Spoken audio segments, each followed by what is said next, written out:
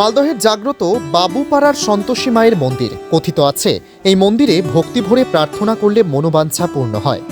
1975 সালে একটি টিনের ঘরে মাটির মৃন্ময়ী প্রতিমা তুলে পুজো করা শুরু হয় এলাকার কিছু লোকের সক্রিয় সহযোগিতায়।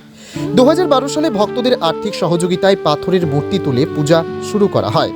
প্রতি শুক্রবারের এখানে পূজা হয়। বাৎসরিক পুজো হয় বৈশাখ মাসের দ্বিতীয় শুক্রবার। সন্তোষী মায়ের মন্দিরের প্রধান সেবায়েত আশিস চক্রবর্তী জানান, দীর্ঘ প্রায় 20 বছরের অধিক হতে চলল আমি এই মন্দিরের সেবায়েত হিসেবে কাজ করছে। বহু অলৌকিক ঘটনার সাক্ষী আমি, সেগুলো বলে শেষ করা যাবে না। তবে ভক্তদের বিশ্বাস, ভক্তি ভরে প্রতি শুক্রবার মায়ের কাছে কিছু কামনা করলে তার ফল মেলে। প্রতি শুক্রবারের পুজো এখানে ভক্তের সমাগম হয় ভালো।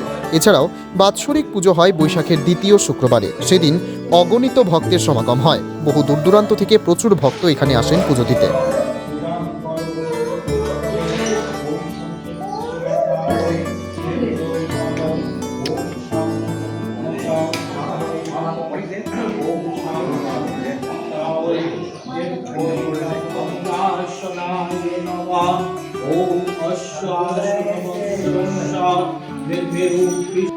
আমাদের এই মন্দির পূজা শুরু হয় 1975 সালে এপ্রিল মাসে।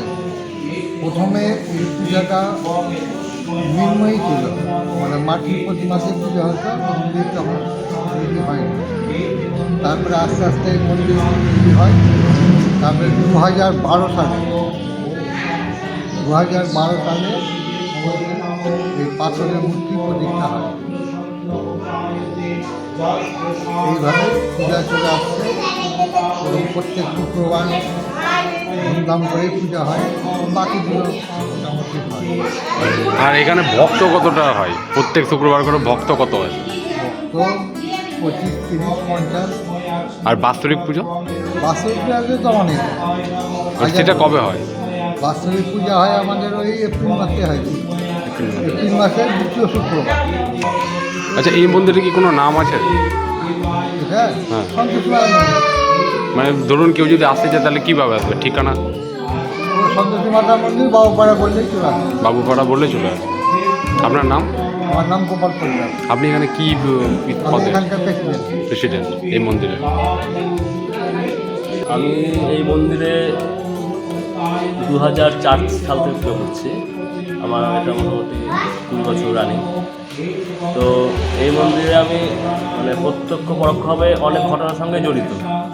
ঠাকুর যে আছে এটা খুব মানে প্রমাণিত আর কি।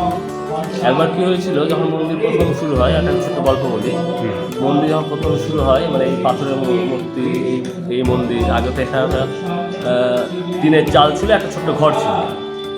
এটা 12 সালে তৈরি হয়েছে। তখন কী হয়েছে, তখন মিস্ত্রি লেবার এখন কাজ করে। তো আমি বাড়িতে ঘুমোচ্ছি, বাৎসরিক পূজা হয়ে গেছে এপ্রিল মাসের সেদিন 24 তারিখ বাৎসরিক পূজা হয়েছে। 24 তারিখ পুজো করে আমি বাড়িতে ঘুমোচ্ছি রাত্রিবেলায়। ঠিক ভোরবেলার দিকে কেমন যেন আমার একটা অনুভব হলো। আমি সঙ্গে সঙ্গে ক্লাব কর্তৃপক্ষকে ফোন করি ভোরবেলায়।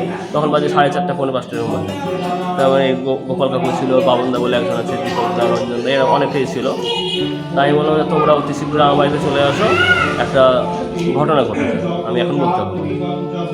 তো ওনারা আমার কথা মতন সঙ্গে সঙ্গে চলে গেলো বাড়িতে। ওনারা গেল প্রায় মোটামুটি 6টার দিকে গেল, সকাল 6টার দিকে গেল। গিয়ে আমি বললাম যে গতকাল তো মায়ের বাৎসরিক পূজা হয়েছে। তো আমরা দেখছিলাম বাৎসরিক পূজার সময় মায়েরও ঠিকঠাক ছিল। সন্ধ্যাবেলায় গিয়ে দেখছি মায়ের বা চোখটা একটা চিত হয়ে গেছে। তখন তো পাথরের মূর্তি হয়নি, মাটির মূর্তি, চিত ধরে গেছে। চিতটা কেন ধরলো?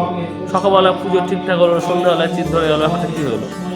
তো এবার কী হয়েছে, তো আমরা দেখা হলো সকালবেলা আমি এটা প্রকাশ করলাম, আমি যে স্বপ্নে যেটা পেয়েছি বলতে ইয়ে লাগছে। তো মা বলছে যে কোনো এক অজ্ঞাত লোক বা কোনো দম্পতি কোনো অশুভ মানে অপবিত্র অবস্থায় উঠেছে, সেই দরুন এটা একটা ঘটনা ঘটেছে। এবং সবথেকে একটা অকল্পনীয় ব্যাপার যে মন্দিরে রাখা গঙ্গা জল সেটাও নষ্ট হয়ে গেছে। গঙ্গা জল সাধারণত নষ্ট হয় না, গঙ্গা জল একদম সুন্দর থাকে। গঙ্গা জল পচে গেছে, গোপাল সাক্ষী আছে। হ্যাঁ, গঙ্গা জল পচে গেছিল। আবার এই কথা বলা হলো, ওনারা আসলো, ওনারা এসে মন্দির খুলে তাই দেখলো সত্যিই তাই যে গঙ্গা জল পচে গেছে। আমাকে কিন্তু এটা স্বপ্নে বলে দিচ্ছে, কিন্তু মানে গঙ্গা জল পচে যাবে, নষ্ট হয়ে যাবে। আর এইরকম অবস্থায় কেউ উঠেছিল বলে মায়ের এই চোখটা এরকম মানে একটু ক্ষত হয়েছে।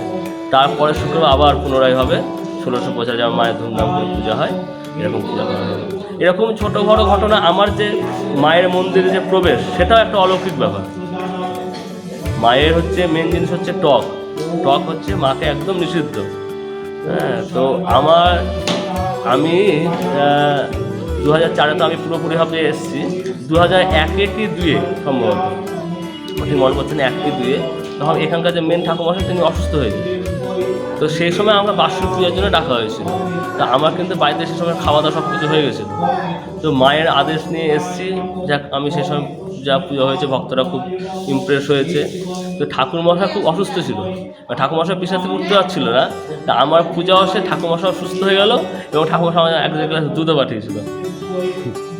তো এই হচ্ছে মায়ের একটা অলৌকিক ব্যাপার। তো এখন এর অনেক ভক্তরা এইসব বিশ্বাসও করে। অবশ্যই বিশ্বাস, এক কথাই আছে, বিশ্বাসে মিলাই বস্তু তর্কে বস্তু।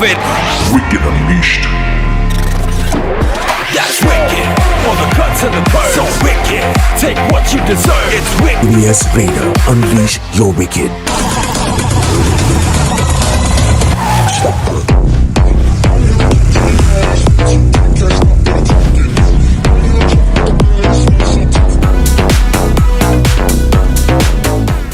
The new TVS N-Torque 125 Race XP. Play smart.